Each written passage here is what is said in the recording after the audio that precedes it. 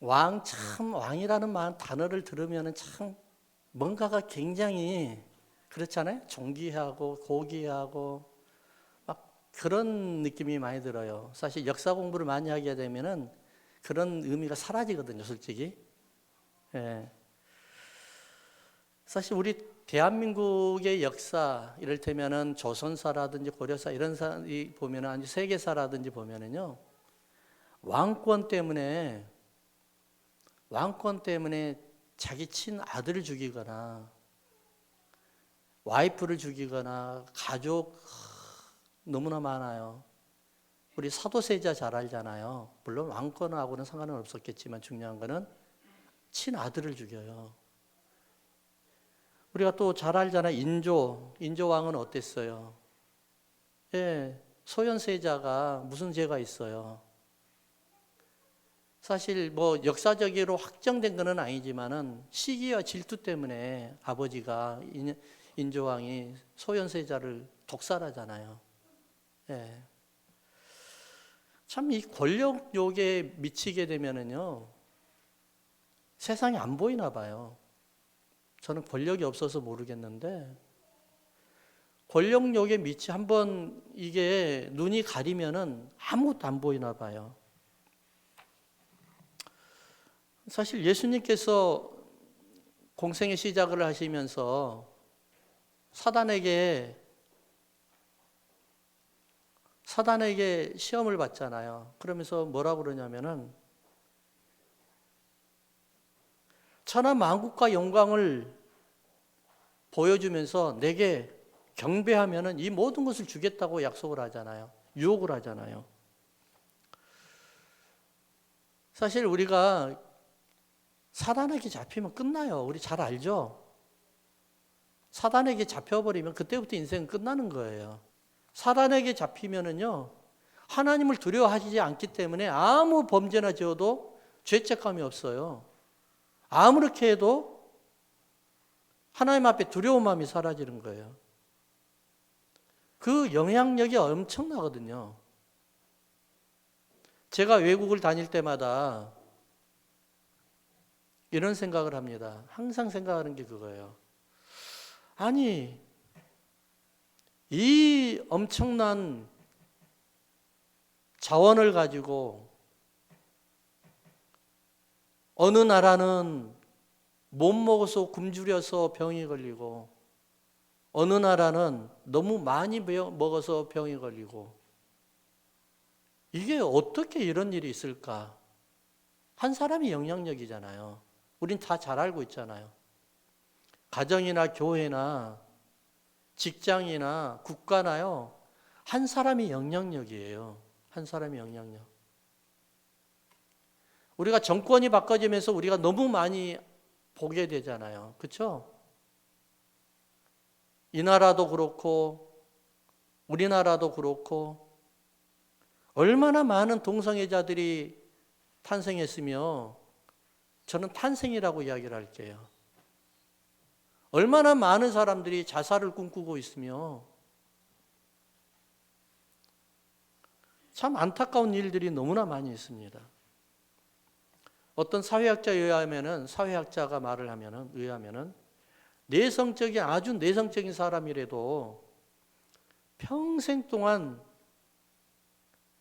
평균 10,000명에게 영향력을 미친답니다. 10,000명. 여러분들이 생활하고 있는 평생 동안 말을 하든 안 하든 좋아 상관없어요. 영향력을 몇 사람에게요? 10,000명. 여러분들을 보고 그 사람들이 영향을 받았다는 거예요. 특별히 자녀들이나 교회 성도들은 더 그렇죠. 어느 유명한 분이 계십니다. 누구라고 말은 못하겠지만은 TV를 켜면은 매일같이 나오는 분입니다. 아주 유명합니다. 존경받습니다. 아주 많은 사람들을 통해서 존경받는 사람이었는데 이 사람이 어느 날 지쳤어요. 누구에게도 리더이기 때문에 말을 못하고 있었던 그 말을 자기 가장 가까운 친구에게는 말을 하는 거예요. 친구가 찾아왔어요. 그것을 알고. 위로하려고 애를 쓰는데 안 되는 거예요. 번아웃이 돼가지고 그냥 뭐 일어날 수 있는 힘이 없는 거예요. 사람들에게는 계속해서 쇼맨십을 하고 있는 거예요. 자기는 괜찮다는 식으로.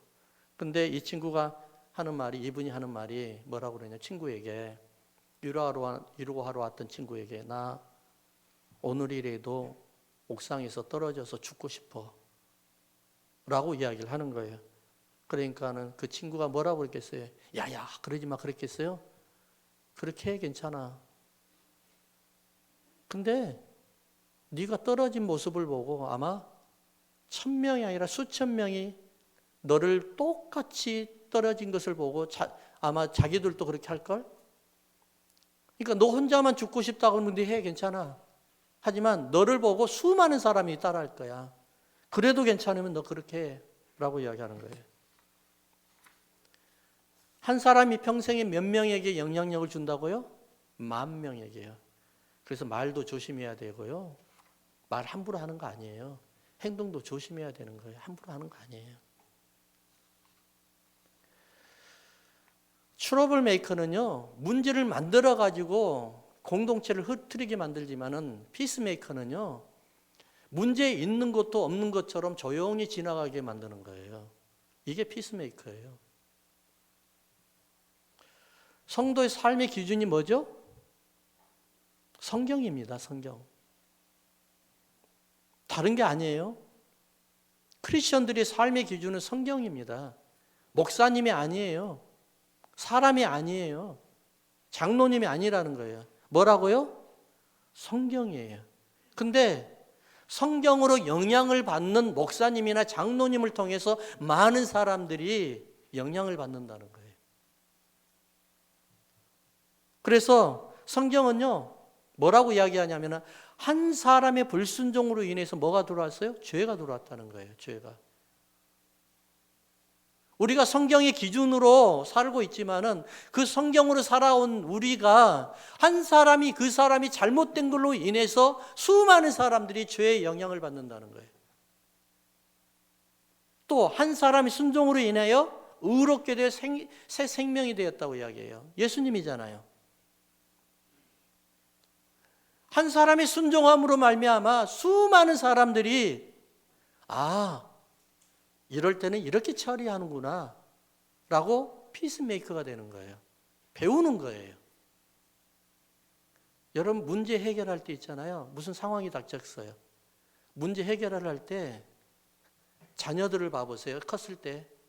여러분 어르신들 지금 자녀들을 봐보세요. 문제 해결 방법을 봐보세요. 누구하고 닮은 것 같아요? 딱 여러분들이 했던 방법대로 합니다. 엄청난 영향력입니다.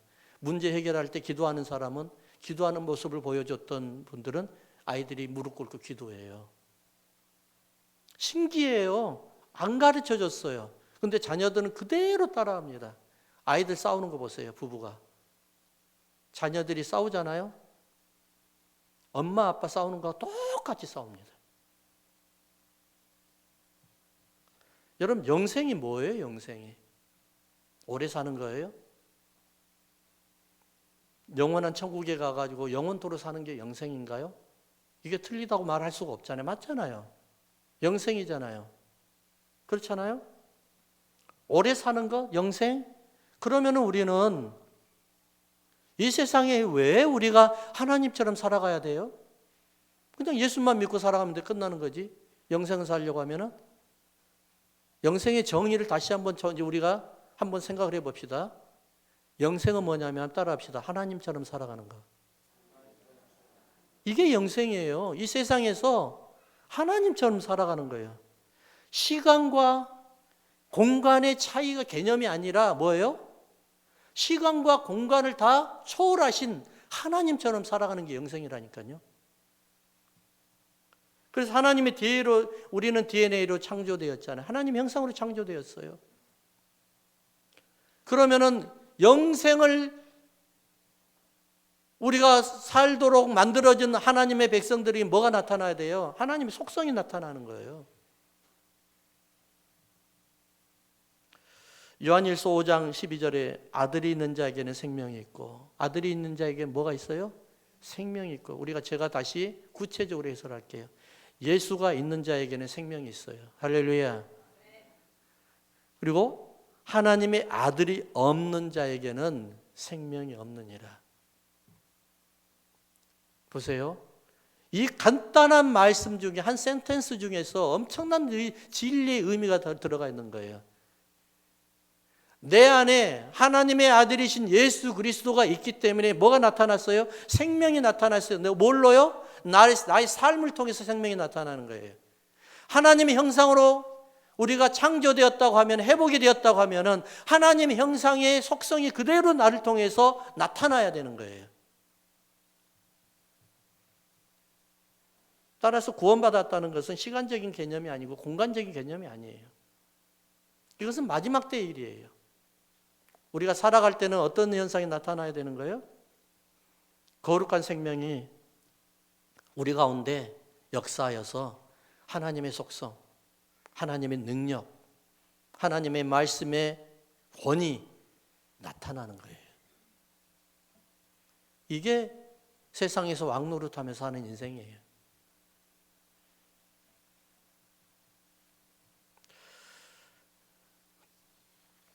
저하고 가까운 아주 친한 목사님인데, 아이들이 어렸을 때 귀신놀이 한 거예요. 그런 놀이가 있었나 봐요. 귀신놀이 하다가 둘째 아이가 여자아이인데 진짜 이상한 짓을 한 거예요. 귀신놀이 하다가 막 이렇게 하다가, 그 목사님 전혀 기도도 안 한 사람이거든요. 예. 아주 진보주의 신학을 했던 사람이에요. 근데 급하니까 무릎을 꿇게 되더래요. 그래가 기도했대요. 그래서 내가 아니 어떻게? 그랬거든요. 그러니까는 급하니까 무릎을 꿇어주더래요. 그래가지고 그 아이를 위해서 막 기도를 했대요. 한 2시간 기도해가지고 정상으로 돌렸대요. 우리에게는요 엄청난 능력이 있는 거예요. 여러분들에게는요 하나님의 권세, 말씀의 권세가 예수 믿음과 동시에 여러분들에게 그대로 이양이 됐어요. 여러분 이건 믿으세요? 우리는 이것을 사용하고 살아가야 되는 거예요. 이것을 잃어버리고 이것을 망각하고 사니까 우리는 너무 참 안타까운 인생들을 살아가고 있는 거예요. 오늘날 많은 사람들이 죄와 싸우고 있잖아요. 죄가 제일 많이 들어오는 데가, 사단이 제일 장난을 많이 치는 데가 어디 있겠어요? 제일 먼저 가정과 교회입니다. 그래서 교회가 시끄러운 거예요. 교회는 안 시끄러우면 교회가 아니에요. 왜냐하면 교회는 죄인들이 와서 변화돼서 의인되게 만드는 곳이 교회예요. 그러니까 죄인들이 많이 오니까 교회가 시끄럽겠어요, 안 시끄럽겠어요? 교회가 너무 조용하면요, 그거는 교회 역할을 못 하고 있는 거예요. 왜냐하면 맨날 의로운 사람만 살고 있는 거예요. 예수님은 의인을 구하러 온 게 아니라 누구를 구하러 왔다고요? 죄인이에요, 죄인. 교회는 죄인이 있는 거예요. 어떤 사람들은 잘못 생각하거든요. 교회가 맨날 싸우고 맨날 죄가 많고 맨날 그거 하니까 나는 교회 다니기 싫다고 하는 거예요. 병원에 환자가 없으면 병원이 되겠어요? 교회는 그런 사람들이 있는 거예요. 그러니까 어쩔 수가 없어요. 여러분들이나 내나 다 그런 사람들이에요. 죄인으로 왔다가 우리가 의인으로 예수 믿고 의인이 되어서 의롭게 살아가려고 애쓰는 것 뿐이지, 우리는 완전한 의인이 아니에요, 아직도요. 이 땅을 하나님의 나라로 변화시키지 못하면요, 복음의 역할에 복음의 능력이 없는 거예요.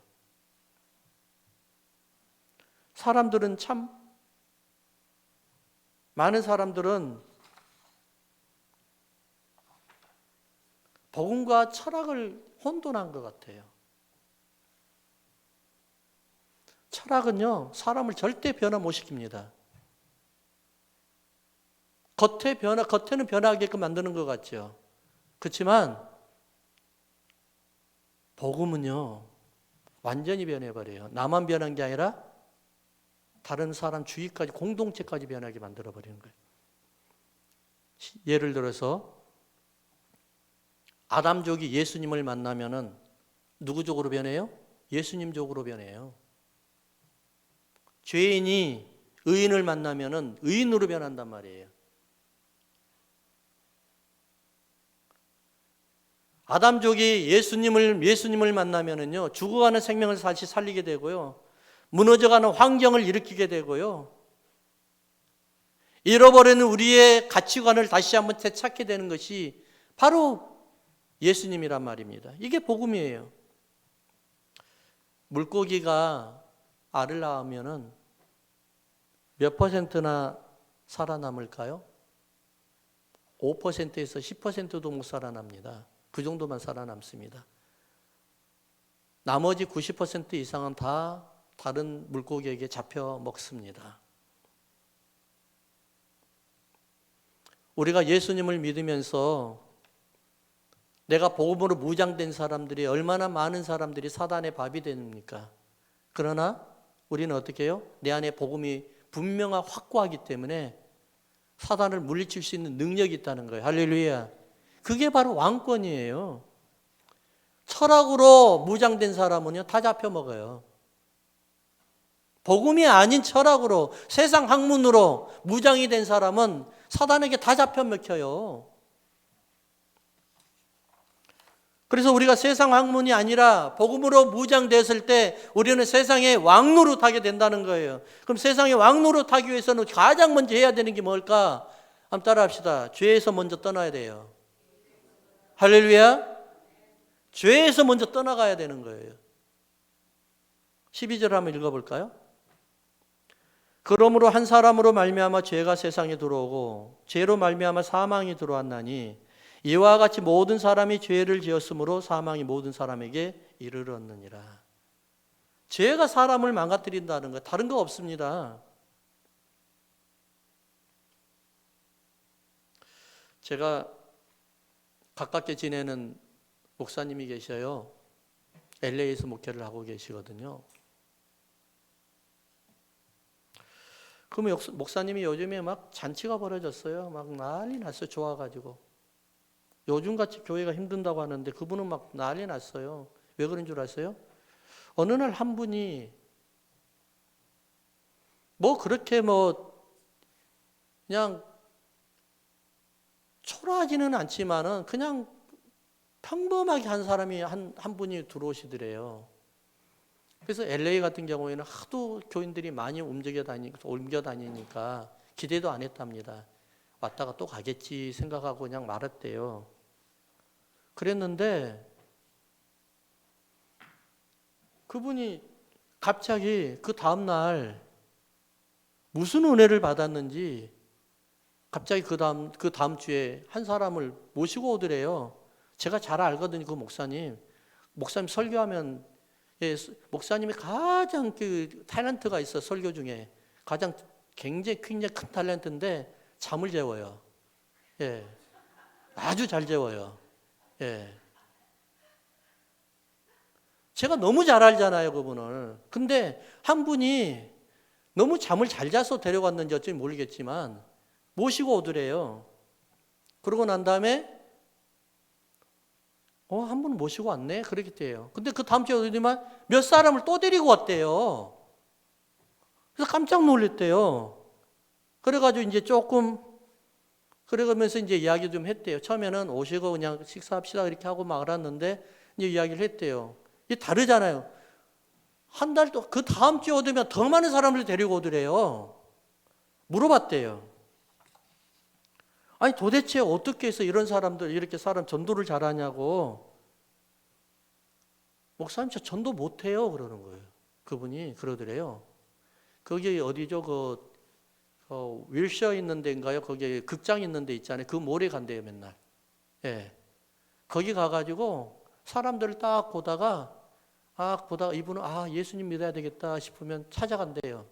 찾아가가지고 저가 다니는 교회가 있는데 너무 교회가 좋아요. 한번 같이 갈까요? 그렇게 하면서 그냥 말을 안 돼. 그냥 간대요. 물어봤대요. 교회 같이 가자고. 그래요. 그럼 쉽게 대답하더래요 또. 안 그래도 교회 찾고 있다고. 그러면서 교회를 이분이 계속 데려오는 거예요. 교회가 엄청 부흥했어요. 그래서요. 예. 저도 설교를 재워야 될 것 같아요. 예. 아니, 이분이 어떻게 그렇게 전도를 잘하는지 너무너무 행복해가지고 그렇게 저한테 이야기를 하더라고요. 생명 안에서 왕노릇 한다는 것이 뭔 줄 아세요, 여러분? 여러분들 예수님을 믿자마자 하나님 형상으로 회복되었죠. 아멘. 할렐루야. 근데 그 형상을 죄로 계속 가려버리는 거예요. 가려버리니까 하나님 형상이 빛이 차단돼 버리는 거예요.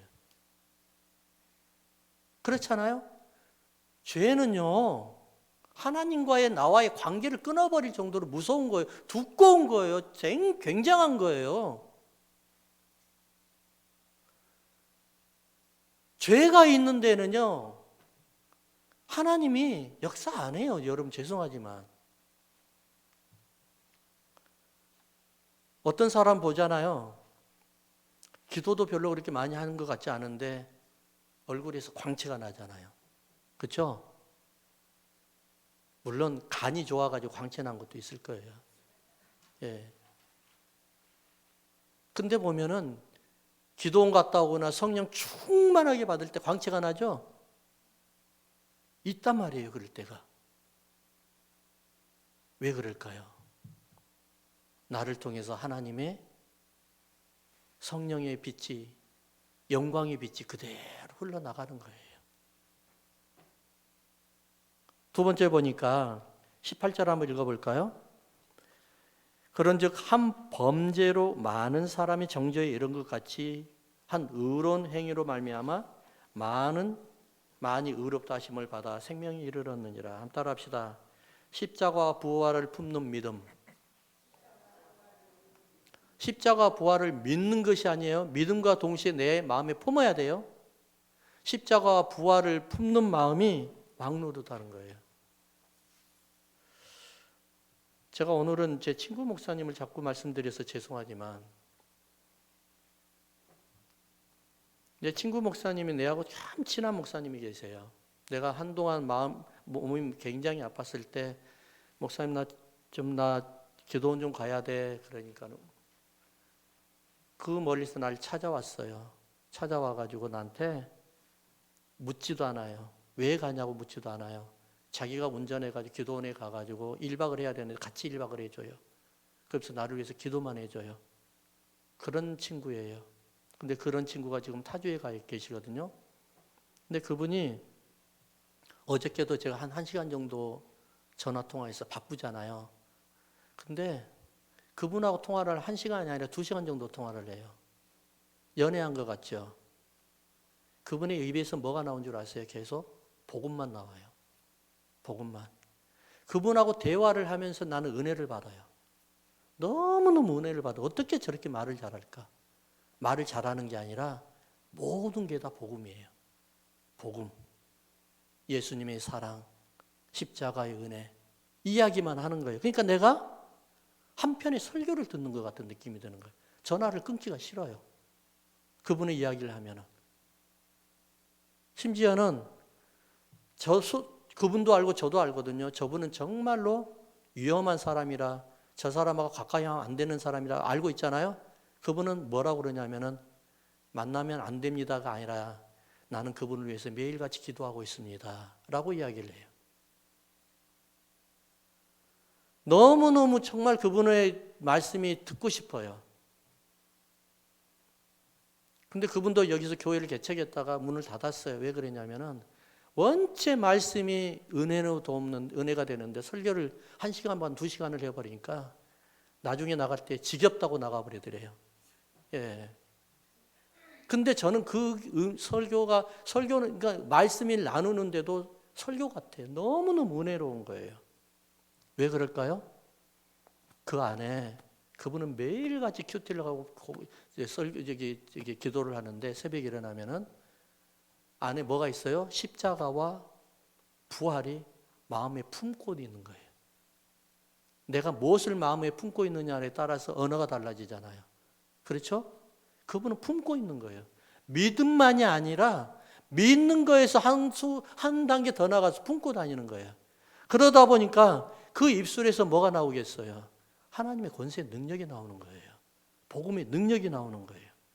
보세요. 19절에 18절에 뭐라고 하니? 의로운 행위를 받아라고 했는데 19절에는 한 사람이 순종하지 아니함으로 많은 사람이 죄인 된 것 같이 한 사람이 순종함으로 많은 사람이 의인이 되었다. 한 사람이 순종이 누구? 예수님이잖아요. 우린 잘 알잖아요. 의로운 행위가 뭐예요? 바로 십자가의 죽으심과 무덤에서 부활하신 행위 아니에요? 그 의로운 행위 아니에요? 우리는 예수님을 믿어요. 너무 잘 믿고 있어요. 우리가 정말로 변화되고 싶고 정말 세상을 우리가 왕노릇하며 하나님의 왕노릇하며 살기를 원한다고 하면은 내 마음속에 복음, 십자가에 죽으신 예수 그리스도, 무덤에서 부활하신 예수 그리스도, 믿음에서 한 단계 더 나가서 두 단계 더 나가서 마음을 품고 그 마음에서 나오는 입술을 통해서 나오는 그 입술들이 다 복음이 돼야 되고 하나님의 왕의 선포가 돼야 되고 능력이 돼야 돼요. 그러면 우리는 세상을 왕노릇하면서 살 수가 있는 거예요. 여러분 믿습니까? 우리가 언어를 바꿉시다, 여러분. 언어를 바꾸기 위해서는 뭘 바꿔야 돼요? 마음에 품고 있는 것을 바꿔야 되는 거예요. 맨날 돈 하는 사람은 돈만 나와요. 돈. 어떻게 하면 돈 벌 걸까? 그것만 나와요.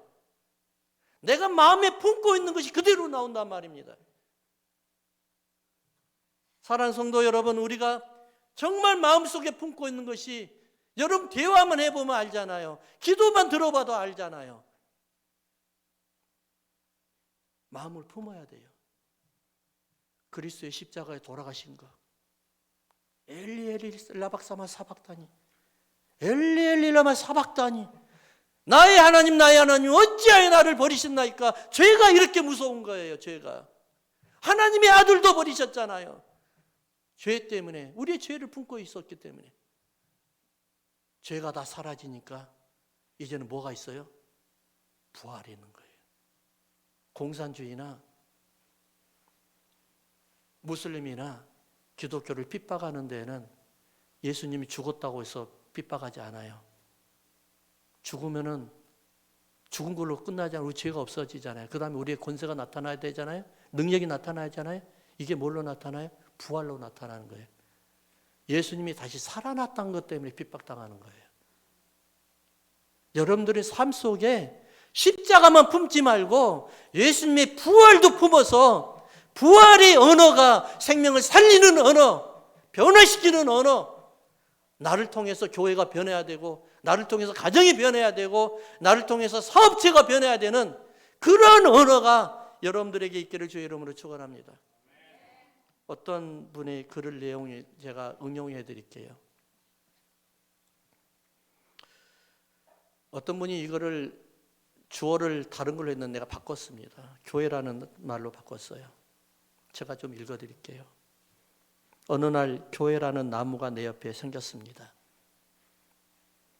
바람도 막아주고 그늘도 만들어주니 언제나 함께하고 싶고 사랑스러웠습니다. 그런데 언젠가부터 그 나무가 싫어지기 시작했습니다. 왜냐하면 그 나무 때문에 시야가 가리고 항상 내가 돌봐줘야 하기 때문에 내가 하고 싶은 것을 하지 못할 때가 많았기 때문입니다. 때로는 귀찮고 때로는 불편하게 함으로 나를 힘들게 하는 나무가 밉기까지 했습니다. 나에게 헌신을 강조하는 나무가 너무 싫었습니다. 괜한 짜증과 심술을 부리기도 했습니다. 그러나 언젠가 어느 날부터가 나무가 시들기 시작했고 죽어가기 시작했습니다. 그러던 중 심한 태풍과 함께 찾아온 거센 비바람에 나무는 그만 쓰러지고 말았습니다. 그럴 때 나는 그저 바라만 보았습니다. 그 다음 날 뜨거운 태양 아래서 나무가 없어도 충분히 살 수 있다고 여겼던 나의 생각이 틀렸다는 것을 알기까지는 그리 오랜 시간이 걸리지 않았습니다. 그때서야 나는 깨달았습니다. 내가 사랑을 주지 않으니 쓰러져 버린 나무가 나에게 얼마나 소중한지를. 내가 교회 나무를 대수롭지 않게 생각하는 사이에 나무는 나에게 너무나 소중한 그늘이 되었다는 것을 그때서야 알게 되었습니다. 이미 늦은 감이 있지만 이제 쓰러진 나무를 일으켜 다시금 사랑해 주어야겠다고 생각을 합니다. 우리는 서로가 서로에게 너무나 필요한 존재임을 다시 알게 되었습니다. 하나님은 여러분들을 세상에서 왕노릇하기를 원합니다. 이것이 이 땅에 세워진 교회의 사명이기도 합니다. 여러분들이 이제 왕처럼 살아가야 우리가 정말 하나님께서 주시는 우리의 왕처럼 살아가는 권세, 능력이 여러분들을 통해서 일어날 줄을 믿습니다. 관계 때문에 힘들어진 사람들, 재정 때문에 힘들어진 사람들, 병약한 몸 때문에 힘들어진 사람들, 하나님을 한번 테스트해 보세요. 예수 그리스도를 이름으로 한번 테스트해 보세요. 분명한 변화가 있을 줄 믿습니다. 기도하십시다.